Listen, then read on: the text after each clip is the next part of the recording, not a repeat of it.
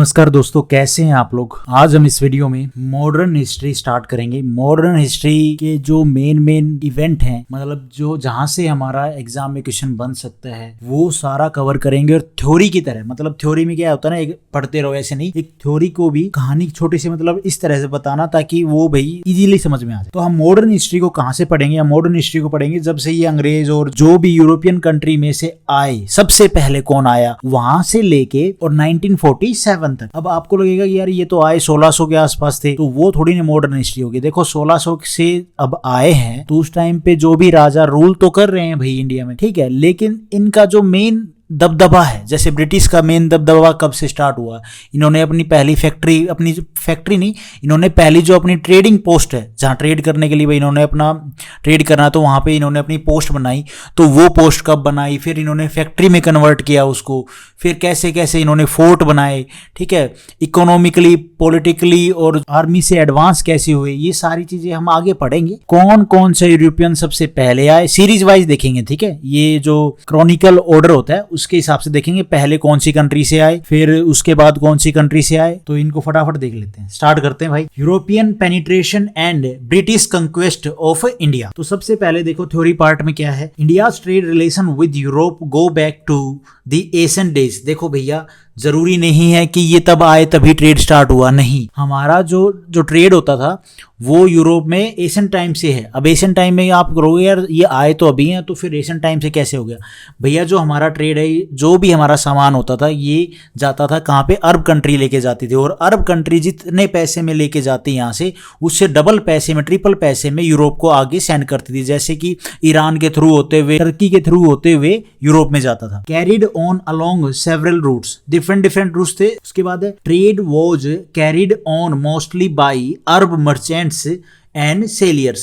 Merchants कौन होते थे? ये होते थे बड़े व्यापारी, ठीक है। इनका जो काम होता था मेन, ये ट्रेड का ही काम करते थे, बड़ा बड़ा बिजनेस होता था इनका। और जो सेलियर्स होते थे, ये कौन होते थे? ये नाविक होते थे। उसके बाद है गुड्स फ्रॉम एशिया, एशिया से हमारी पाकिस्तान, ऐसा नहीं है सिर्फ इंडिया इतना ही था, पाकिस्तान भी था, अफगानिस्तान भी हो गया, बांग्लादेश, नेपाल, ये सारा एशिया में, ठीक है। मेन जो यहाँ से जो भी गुड्स लेके जाते थे यूरोप में, वो पास थ्रू होता था मैनी स्टेट जो मैंने आपको बताया, ईरान हो गया, ठीक है, तुर्की हो गया, तुर्कमेनिस्तान हो गया, सऊदी अरेबिया हो गया। तो इन कंट्रियों से होते हुए ये सामान यूरोप में जाता था। Many states and many hands, different मतलब यहाँ से लेके गए अरब कंट्रियों में से, वहां पे इतनी जगह लोगों ने खरीदा, ठीक है। उसके बाद किसी ने बल्क में खरीदा, फिर वो आगे जाके यूरोप में सेल करेंगे उसको। यह ट्रेड रिमेन हाईली प्रॉफिटेबल। फिर भी इनको जो ये इतना प्रोसेस होता था, तो भी अरब्स को भी और इंडियंस को भी प्रॉफिट होता था अच्छा खासा। जो ये बीच में लोग होते थे, इनको भी जो ट्रेड करने का अच्छा प्रॉफिट मिलता था। पुर्तगालीज एंड स्पेन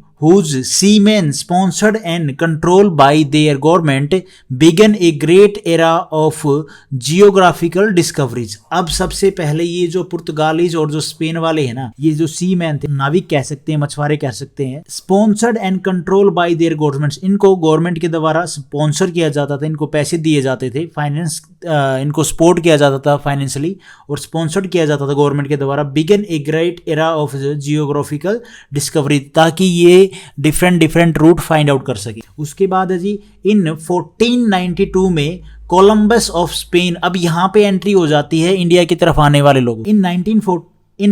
इन 1492 में क्या होता है? कोलंबस ऑफ स्पेन, कोलंबस कहाँ के थे? स्पेन के। वो इंडिया में आते हैं, ठीक है, इंडिया में रीच करते हैं और वो डिस्कवर करते हैं अमेरिका को। अब भैया इनको आना था इंडिया में, ये अफ्रीका वाला रूट इन्होंने पकड़ा होगा। अब इनको आना इधर था ऐसे करके, ये इधर निकल लिया अमेरिका की तरफ, ठीक है। बाद में ये इंडिया पहुंचे हैं। उसके बाद कौन आते हैं? 1498 में वास्को डी गामा, पुर्तगाल से, ये जनाब डिस्कवर करते हैं न्यू और old sea route from Europe to India. Europe से इंडिया तक के जितने भी ओल्ड सी रूट थे, वो कौन डिस्कवर करते हैं? Vasco D gamma. कब आए? 1498 में, ठीक है। ये पुर्तगाल हो गया, पुर्तगाल के थे। और ये अफ्रीका हो गया कॉन्टिनेंट पूरा, और ये हमारा एशिया कॉन्टिनेंट यहाँ पे सारा। अब ये बंदा यहाँ से चला नाव लेके, यहाँ कैप ऑफ गुड होप के पास पहुंचा। यहाँ से फिर ये ऐसे होते हुए ये यहाँ पे कलकट में पहुंचा। कलकट क्या है? केरला में है। और इसका जो वेलकम है वो किसने किया था, वो आगे मैं बताऊंगा। जो राजा थे कलकट के, उन्होंने इसका वेलकम किया। अब आपके मेरे जो माइंड में है ना चीज़ आती थी कि ये ऐसे इधर क्यों नहीं गए, इधर नहीं।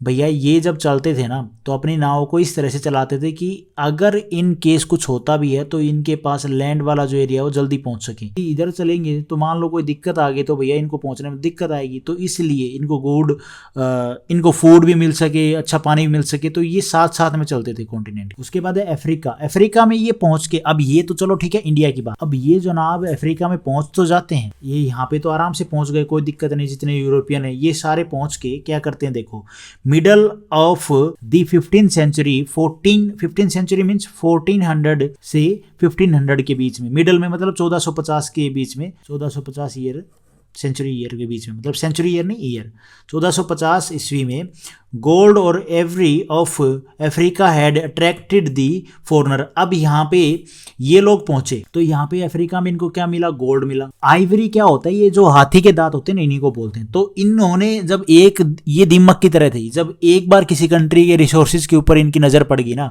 तो फिर ये पूरे गाँव को बुला लाते, पूरी कंट्री को बुला लाते, जितने भी बिजनेसमैन थे।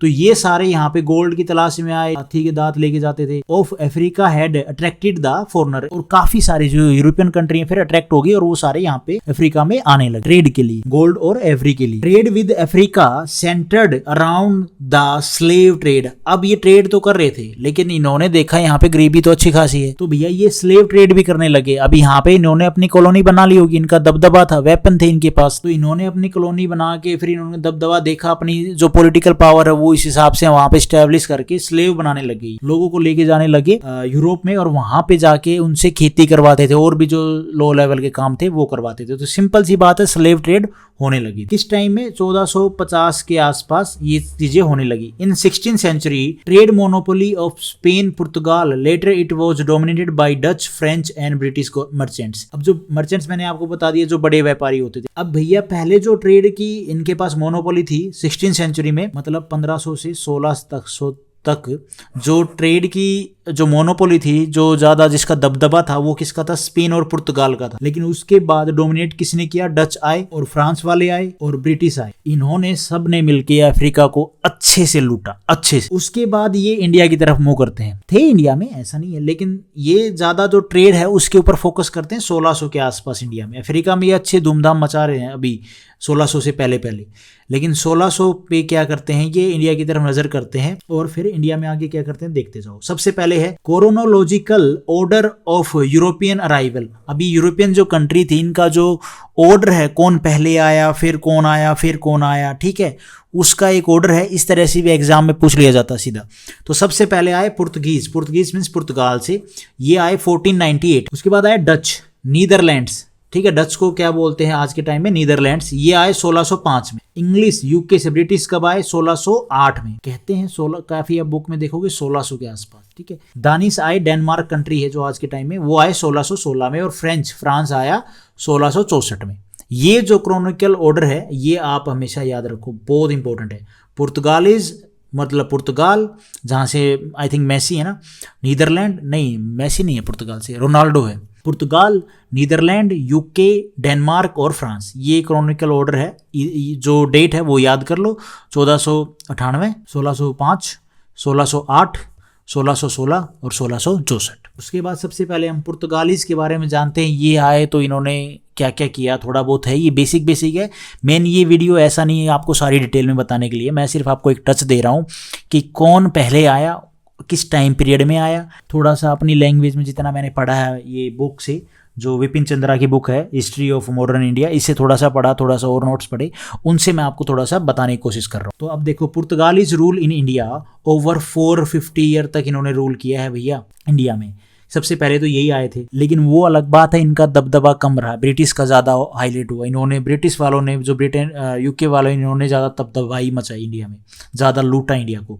इन 1498 में वास्को डी गामा आया पुर्तगाल से, ही रीच पोर्ट ऑफ कलकट, पोर्ट पे पहुंचा, ठीक है, via cap of good hope, Africa में, जो मैंने आपको ऊपर बताया मैप बना के, ऑन 17 मई 1498, ठीक है। रिसीव किसने किया इनको कलकट में, तो हिंदू रूलर थे कलकट के, जिनका नाम था जैमोरिन, ठीक है। इंपॉर्टेंट है, ध्यान रखना। उसके बाद ये रिटर्न जाता है पुर्तगाल में, नेक्स्ट 1 साल के बाद ये वापस जाता है ताकि और सारे पुर्तगालीज को ये पकड़ के लाए और वह यहाँ पे अच्छे से ट्रेड कर सके, इंडिया को अच्छे से लूट सके। पुर्तगालीज एक्वायर्ड दमन और दीव हम जो पढ़ते आए हैं हमेशा क्लासेस में, तो दमन को ये एक्वायर करते हैं इन 1559 में। अब ये जो टाइम पीरियड था देखो, 1498 में वास्को डी गामा आया, ऐसा नहीं है इस टाइम पीरियड से लेकर और इस टाइम पीरियड के बीच में कुछ भी नहीं हुआ, नहीं आए हैं ट्रेडर, लेकिन इन्होंने जब एक्वायर्ड किया, कि कहते हैं ना कि दूसरे के लैंड पे जाके आप अपनी जैसे कोई ऐसी चीजें जमीन एक्वायर करना ताकि वहां पे ट्रेड कर सके, आप किसी पा सके, वही चीज। तो यहाँ पे इन्होंने एक्वायर किया दमन में 1559 में। दे लॉस्ट हुगली इन 1631 में।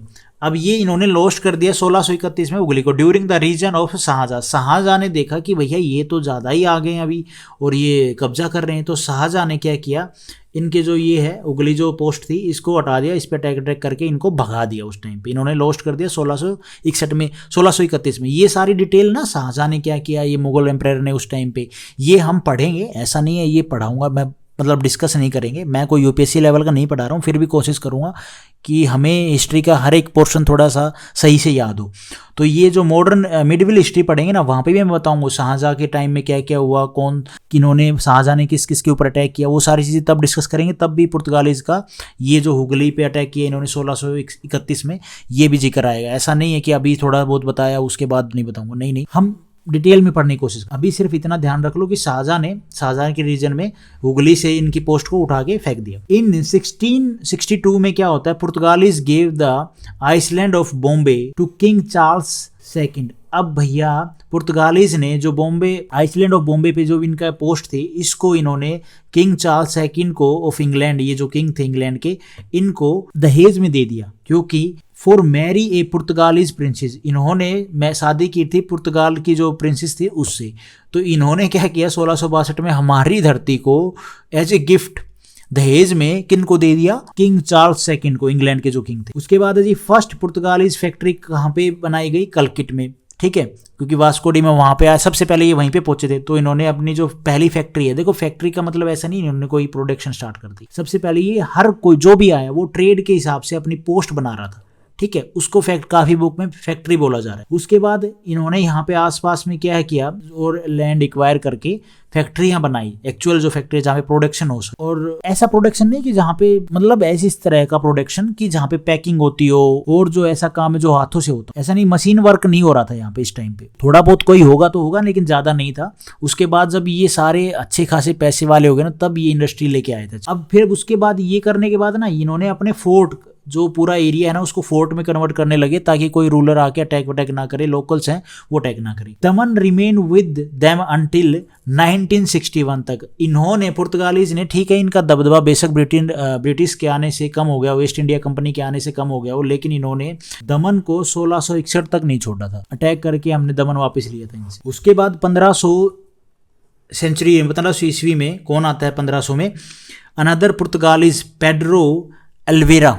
अब ये कैब्रल अराइव्ड इन इंडिया, ये जनाब आते हैं। Vasco D gamma also made, और वास्को डी गामा दोबारा आते हैं, सेकंड ट्रिप लेते हैं 1502 में। मैंने जो भी पीछे आपको बताया ना, 1662 में पुर्तगालीज ने अपना जो आइसलैंड, बॉम्बे आइसलैंड, जिन्होंने उस एरिया पे कब्जा कर रखा था, मतलब पोस्ट बना रखी थी, तो उसको किंग चार्ल्स को सेकंड को गिफ्ट में दे दिया, मतलब दहेज में दे दिया, क्योंकि उन्होंने उनके पुर्तगालीज की प्रिंसेस से शादी की थी। अब ये जो टाइम पीरियड होता है ना, जैसे कभी मैं आपको बता देता हूँ 1662 की बात, और फिर आ जाती है 1500 की बात, तो आप ये मत सोचो कि ये काम बाद में हुआ है तो हमें पहले यही पढ़ना था, नहीं यार, ऐसा नहीं है। कोई भी ऐसी बात आती है आप उसको माइंड में रख सकते हो कि 1662 में ये काम होगा।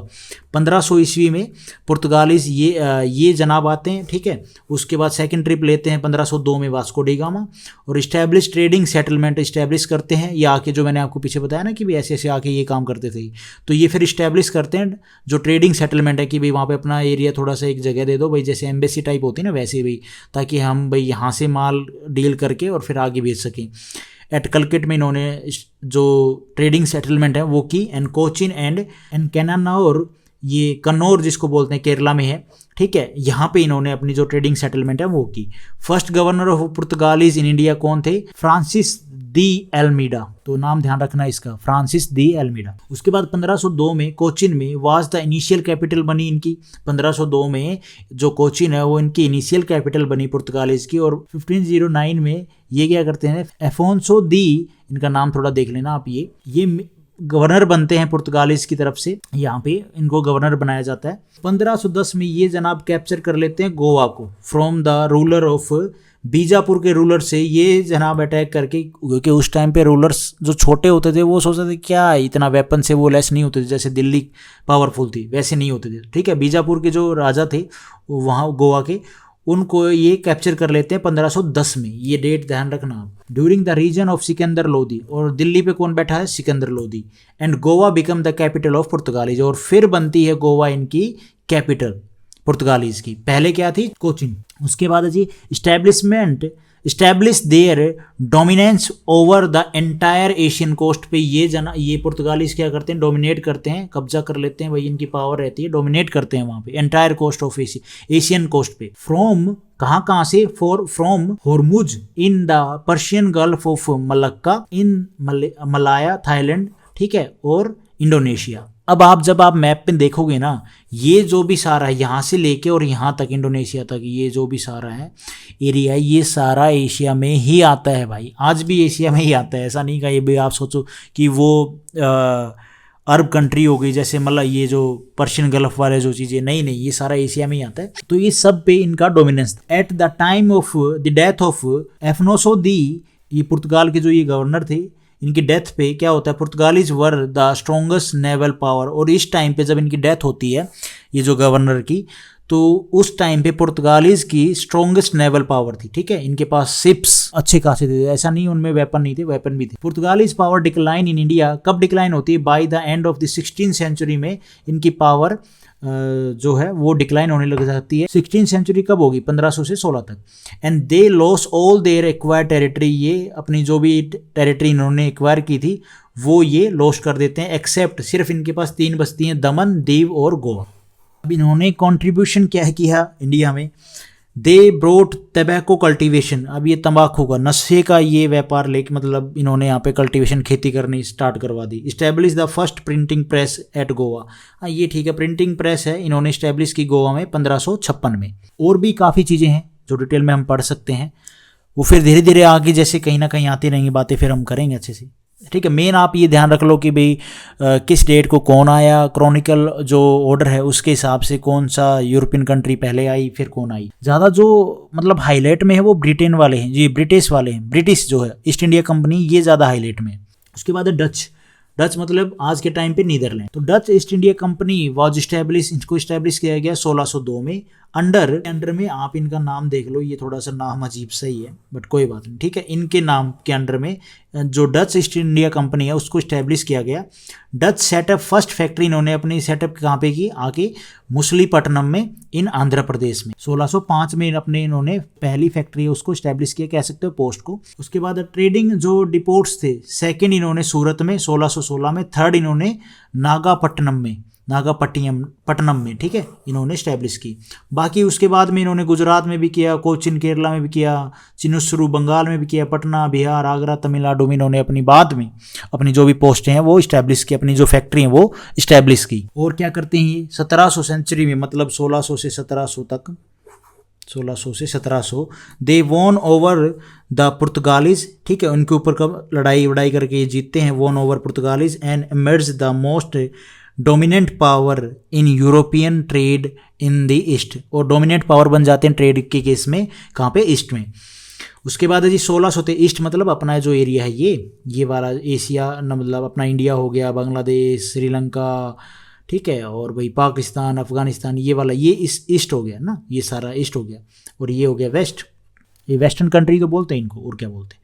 अब 1623 में defeated English attempts to establish themselves there, ठीक है।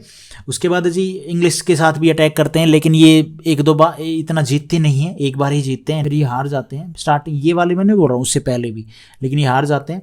The Anglo Dutch rivalry continue for about 7 year तक इनकी जो दुश्मनी है, जो ब्रिटिश वालों की जो ईस्ट इंडिया कंपनी है वो एंग्लो, और जो ये क्या बोलते हैं डच हैं, इनकी 7 साल तक राइवलरी चलती है, दुश्मनी चलती है, during which the Dutch lost, और ये डच हैं ये हार जाते हैं देयर सेटलमेंट, जितनी भी इनकी जो भी पोस्ट थी वहाँ पे, to the British, and one by one finally Dutch were defeated by the English, और एक एक करके इनको हराया गया जितनी भी इनकी पोस्ट थी, and English in the battle of Bedara की जो बैटल में इनको फाइनली हरा दिया गया एक एक करके। 1700 कब ये हुई ये battle?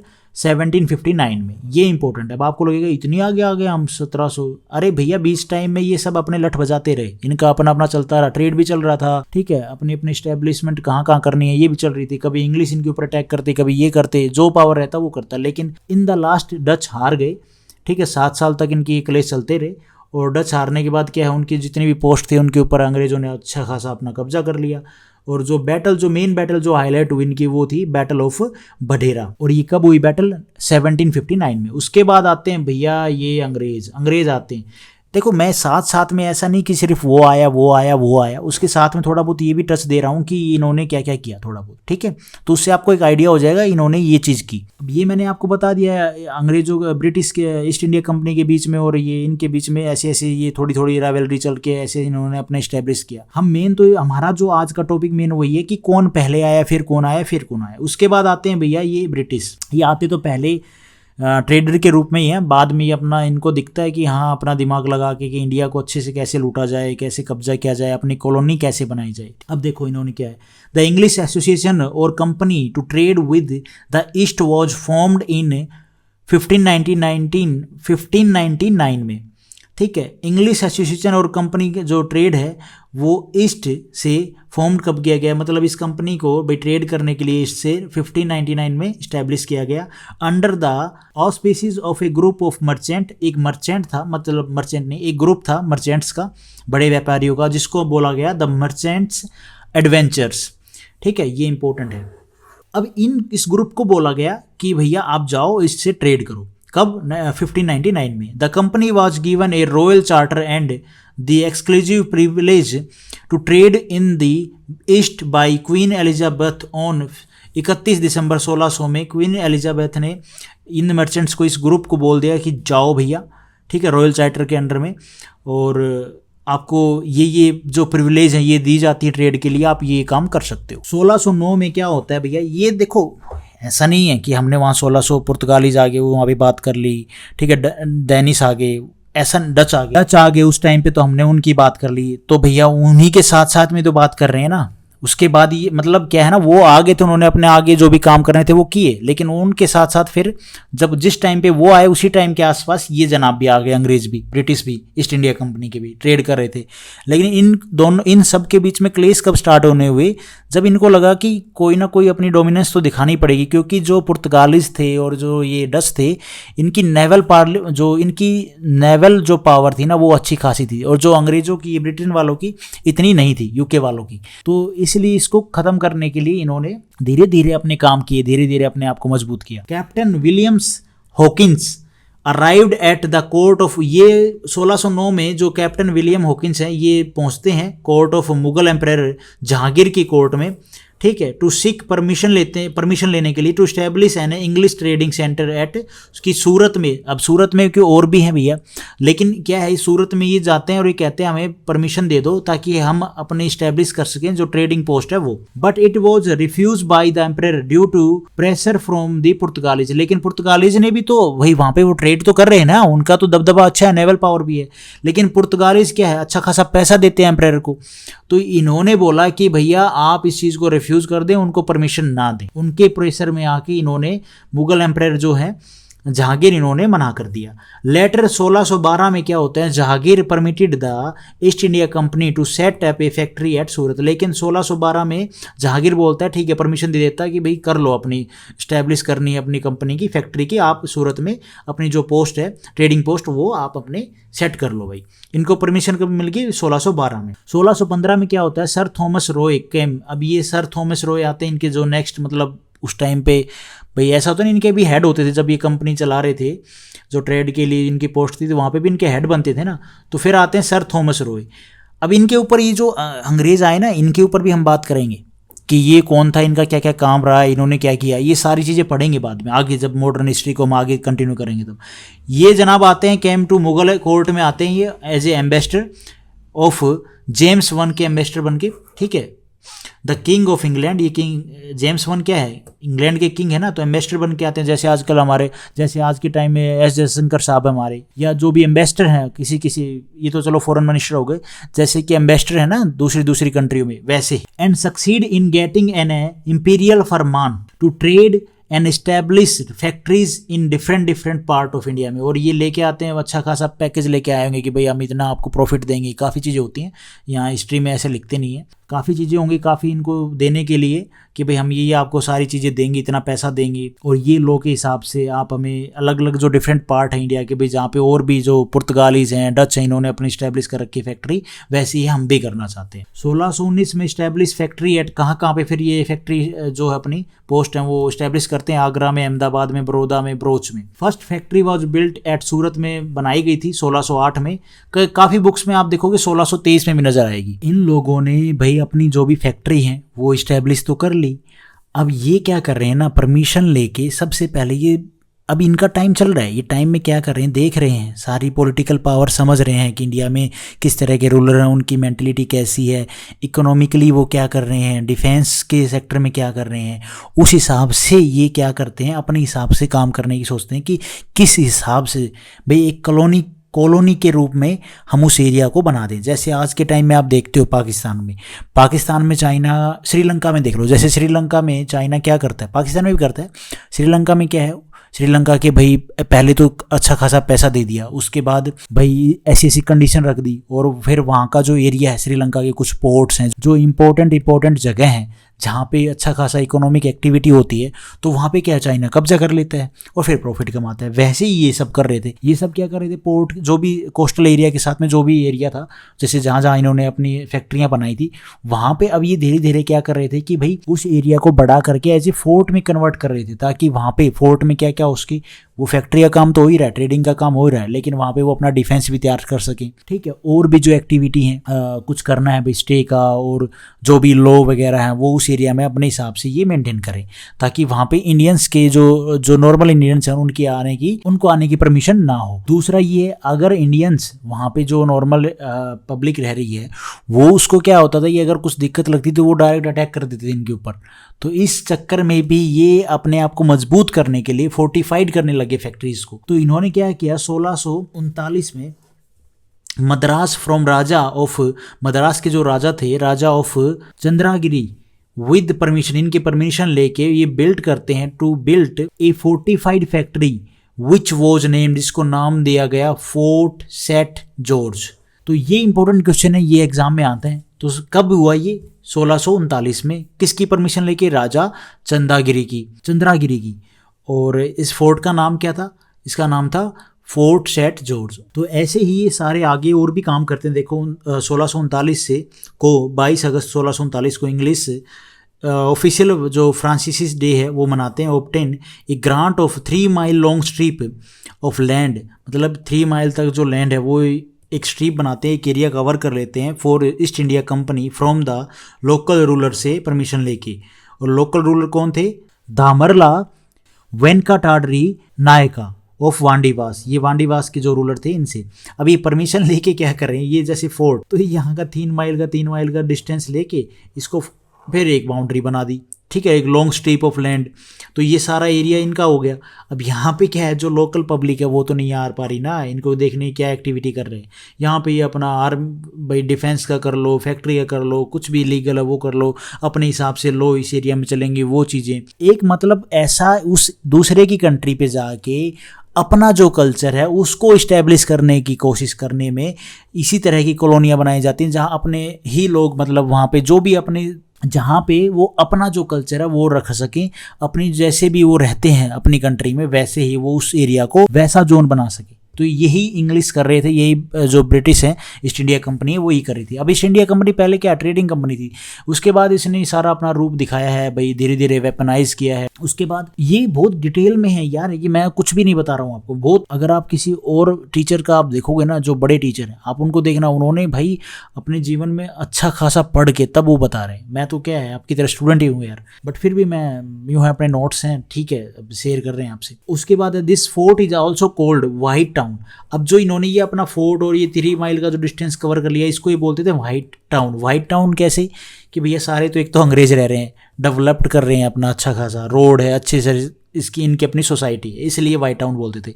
Because not allowed to decorate their houses any colour other than white. अब ये पॉइंट पे आएगी ना, अपने हिसाब से यहाँ पे आर्किटेक्चर कर रहे हैं। अभी जो भी अपनी यहाँ पे जो भी अपनी ये बिल्डिंग बना रहे हैं ना, इन बिल्डिंग पे कोई और कलर नहीं करने देते, सिर्फ उनको वाइट, वो सिर्फ वाइट ही रहेंगे, इसलिए उसको वाइट भी बोला जाता था, वाइट टाउन। और जो नियर जो एरिया है उसको ब्लैक टाउन बोला जाता था। भाई जहाँ पे जो भी एरिया है, जो भी कोई बिल्डिंग बनी हुई है, तो उसको ये बोलते थे ब्लैक टाउन। उसके बाद है फोर्ट सेंट जॉर्ज, जो ये फोर्ट है, वाइट टाउन और ब्लैक टाउन, इन सब को मिला के क्या बनता है, दे वर टुगेदर कोल्ड मद्रास, जिनको मिला के बोला गया मद्रास। 17 जुलाई 1996 को मद्रास वाज रीनेम्ड चेन्नई। मद्रास का नाम चेंज करके क्या कर दिया गया, चेन्नई, कैपिटल ऑफ तमिलनाडु। ठीक है, ये इंपॉर्टेंट है, ये तो आज के टाइम में ना, उस टाइम की बात ये होगी यहाँ पे। ये बेसिक एक टच है और कुछ नहीं है। मद्रास तक की आपने कहानी सुन ली भाई, इंग्लिश यहाँ पे इन्होंने अपना जो फोर्ट है वो बनाया, और फिर ब्लैक टाउन और वाइट टाउन इन्होंने बोला, उसको मद्रास बोला गया। फिर बाद में 17 जुलाई 1996 को क्या है, मद्रास का नाम चेन्नई हो गया, और फिर भाई ये तमिलनाडु में हो गया। ठीक है, तो क्योंकि बाद में लैंग्वेज के हिसाब से सारे स्टेट को डिवाइड कर दिया गया ना, तो वो चीज़ तो हमें अलग से जियोग्राफी के हिसाब से और आगे देखना पड़ेगा और बाद में। अब यहाँ पे क्या है, Madras soon replace Masulipatnam as the headquarter of English. इनका फिर मद्रास से उठ के इनकी जो हेडक्वार्टर है वो कहाँ पे चला गया, कहाँ पे इन्होंने अपना शिफ्ट कर लिया, मुसलीपट्टनम में, as the headquarter of English on the Coromandel coast पे। उसके बाद है जी, English East India Company acquired Bombay from Charles second से इन्होंने बॉम्बे को एक्वायर्ड किया। ठीक है, ईस्ट इंडिया कंपनी ने। And the king of England in 1668। तो उस टाइम पे जो किंग थे वो कौन थे, चार्ल्स सेकंड, जो इंग्लैंड के किंग थे वो। ठीक है, तो इनसे एक्वायर्ड किया ना इन्होंने। उसके बाद बॉम्बे बिकम द हेडक्वार्टर। फिर इनका मुसलीपट्टनम के बाद इनका जो हेडक्वार्टर है वो बन गया बॉम्बे। ये इस तरह से अपना विस्तार कर रहे थे, headquarter of company on the west coast पे। 1690 में जो चारनोक इस्टेब्लिश करते हैं एक फैक्ट्री को, कहाँ पे, सतनाती में। ठीक है, उसके बाद जमींदारी ऑफ 3 विलेज, इनको 3 विलेज की ज़मींदारी मिल जाती है। ज़मींदारी मतलब ऐसा है कि वहाँ पे जो प्रोडक्शन हो रही है, खेती हो रही है, उसमें भाई ये अपना हिस्सा लेते थे। ठीक है भाई, वहाँ पे लोगों को बोलते हैं ये वाली खेती करनी है, इस हिसाब से यहाँ पे काम चल। जैसे एक ज़मींदार होता है कि भाई मेरे खेत में दूसरों से काम करवाते थे, और यहाँ पे ये जनाब क्या कर रहे थे, बाहर से आए थे, जिन लोगों की ज़मीन है उन्हीं से वो काम करवा रहे थे अपने हिसाब से। तो वो चीज़ें यहाँ पे बता रहा है। ज़मींदारी ऑफ 3 विलेज मिली इनको, वहाँ पे जो भी रेवेन्यू आ रहा था वो इनको मिलता था। बाई द, ऐसा नहीं है सारा ही उनको मिलता था, कुछ भाई पब्लिक रखती थी, मैक्सिमम थोड़ा बहुत रखती थी पब्लिक, तो मैक्सिमम तो इनको मिलता था और कुछ राजा को जाता था। अच्छा, यहाँ पे ये जो 3 विलेज हैं, सतनाती, कालीकत्ता, गोविंदपुरा, इनको एक्वायर कर लिया गया ब्रिटिश ने। ठीक है, 1698। These village grow as a city of Calcutta, और ये तीनों विलेज ग्रो करके आगे क्या बनते हैं, Calcutta. The factory of Sutanuti was fortified. ये जो फैक्ट्री बनाई थी इसको फोर्टिफाइड कर देते हैं, फोर्ट बना देते हैं, और इस फोर्ट का नाम क्या करते हैं, फोर्ट विलियम्स। कब, 1700 में। अब 1717 में क्या करते हैं, जॉन आते हैं, John Surman obtain royal farman from Mughal emperor Farrukh Siyar. अब ये रॉयल फरमान दे के आते हैं भाई फारूक सैयर को, उनके सामने लेके आते हैं।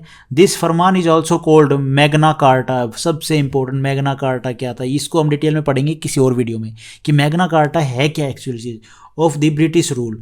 अब ये भैया जो फारूक सैयर है इसके पास लेके जाते हैं फरमान। मैग्ना कार्टा क्या है वो हम इस वीडियो में नहीं पढ़ेंगे, बहुत वीडियो लंबी बन जाएगी।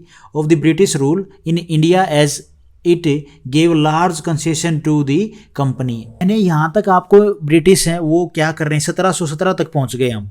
ठीक है। आगे की चीज़ें मैंने जो मेन पॉइंट है वो आपको यहाँ पे बताया कि ये आए, उनके बाद इन्होंने क्या क्या कहाँ फैक्ट्री अपनी इस्टेब्लिश की, कैसे थोड़ा टच दिया कि कैसे कैसे ये अपना एक्सपेंड कर रहे थे, और भी डिटेल में पढ़ेंगे बाद में, ठीक है। इसके बाद कौन आते हैं, इसके बाद आते हैं दानिश।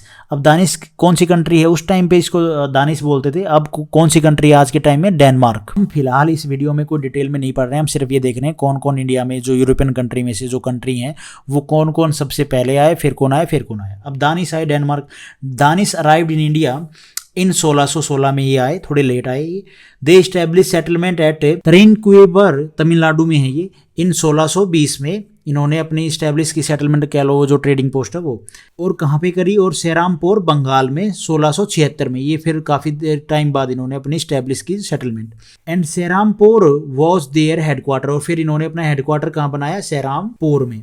अब ये चीज़ आप थोड़ा सा ध्यान रखना है, ये चीज़ आप ध्यान रखना है, एग्जाम में इस तरह के क्वेश्चन बन जाते हैं कि डेंस की जो डेनमार्क की मतलब जो आए डेनिस, इनका हेडक्वार्टर कहाँ पे था, तो Serampore. They were forced to sell their settlement to the British in 1855 में। अब ये क्यों अपनी जो सेटलमेंट है, जो इनकी पोस्टें हैं, वो जो ब्रिटिश लोग हैं, जो ये कंपनी है, इसको देने को मजबूर थे, क्योंकि भैया ये कमज़ोर थे। जो कमज़ोर होगा उसके ऊपर तो क्या है, बलवान का हक चलेगा, ठीक है, बलवान की डंडी चलेगी। जो पावरफुल होगा वो क्या है, उसको अपने हिसाब से नचाएगा, अपने हिसाब से काम करेगा। तो इन्होंने क्या है, अपनी जो सेटलमेंट थी वो इनको किसको दे दी, ब्रिटिश को। कब, 1854 में। और फिर इनका, क्योंकि इनको ज़्यादा इंटरेस्ट भी नहीं था कब्जा उब्जा करने में, ये अपने फिर निकल ली, बस ट्रेड चलता रहा थोड़ा बहुत। उसके बाद आए कौन आए, फ्रांस आया। ये कब आए, 1616 में। ये डेट याद रखना आप। फ्रांस कब आया, Colbert a minister under Louis 14 formed the French East India Company in 1664 में। ये भैया कंपनी बनाते हैं ये जनाब। कोलबर्ट ए मिनिस्टर थे अंडर लुइस 14 के। Francis Caron establish the first French factory. इन्होंने कहाँ पे इस्टेब्लिश की, सूरत में। अबाउट 1668 के आसपास इन्होंने अपनी जो फर्स्ट कंपनी है फ्रांस वालों ने इन्होंने इस्टेब्लिश की, ट्रेडिंग फैक्ट्री कह लो। और सेकंड फैक्ट्री कब की, मछलीपट्टनम में 1669 में। कहाँ पे, मछलीपट्टनम, आंध्र प्रदेश में। उसके बाद भैया ये जनाब क्या करते हैं, फ्रांसिस मार्टिन आए, क्रिएटेड पुदुचेरी फोर्ट लुइस। ये पुदुचेरी में फोर्ट लुइस बनाते हैं इन 1673 में। After word become their capital, और जो पुदुचेरी है वो इनकी कैपिटल बन जाती है जब ये फोर्ट लुइस बना देते हैं। The French took Chandernagore near Calcutta from the governor also developed a factory. और फिर वहाँ पे भी ये फैक्ट्री डेवलप करते हैं। कहाँ पे, फ्रेंच ने कहाँ पे करते हैं, चंद्रानगोर में, ये नियर कलकत्ता के पास में था। From the governor also developed a factory. उसके बाद अभी ये गवर्नर थे ना, the evident of French governor Joseph Francisco duplex in India around 1742 के आसपास। 1742 में ये आए। क्या नाम था इनका गवर्नर का, जोसेफ फ्रांसिस डुप्लेक्स। तो ये डुप्लेक्स का नाम थोड़ा सा हाईलाइट में रखना। द गवर्नर, ये जो गवर्नर हैं, ठीक है, लेनोर और Dumas, received the French power in India between 1720 और 1742। ठीक है जी। एंग्लो फ्रेंच कॉन्फ्लिक्ट होता है भैया इनके बीच में और इनके बीच में। Conflict start with arrival of governor Dupleix in 1742 में। जब ये डुप्लेक्स आते हैं तो इनके बीच में क्या है, कॉन्फ्लिक्ट स्टार्ट होता है। किसके बीच में, जो एंग्लो हैं और जो फ्रांसीसी हैं, इनके बीच में कह सकते हैं। जो ब्रिटिश हैं और ये फ्रांस वाले हैं, इनके बीच में कॉन्फ्लिक्ट है वो स्टार्ट हो जाता है जब कौन सी गवर्नर आते हैं, डुप्लेक्स आते हैं। कब, 1742 में। तो हमने इस वीडियो में ये देखा, मेन आप इस चीज़ पे फोकस रखो, इस थ्योरी पे मत रखो। अगर यार रख सकते हो, स्टोरी में थोड़ा बहुत याद रहता है तो कोई बात नहीं, ठीक है, अच्छी बात है। लेकिन ये ध्यान रखो, सबसे पहले कौन आया, सबसे पहले आए भैया पुर्तगालीज, फिर कौन आए, फिर आए डच आए, फिर आए ब्रिटेन, ये जो ईस्ट इंडिया कंपनी वाले हैं ये आए ब्रिटिश। उसके बाद आए भाई दानिश, डेनमार्क, और उसके बाद आए फ्रेंच, फ्रांसिस। उसके बाद आए फ्रेंच, जो फ्रांस है आज के टाइम में कंट्री। तो ये क्रोनिकल ऑर्डर हो गया, ठीक है। ये लोग आए, थोड़ा थोड़ा मैंने बता दिया आपको कब आए, डेट क्या है इनकी सबकी, थोड़ा बहुत और बताने की कोशिश की, ठीक है। और बाकी आगे वीडियो में देखते हैं मॉडर्न हिस्ट्री को। तो आज इस वीडियो में हम इतना ही करते हैं। Thank you for watching this video. Video आपको ठीक लगी तो लाइक करना, चैनल पे नए हो तो गाइज सब्सक्राइब करना।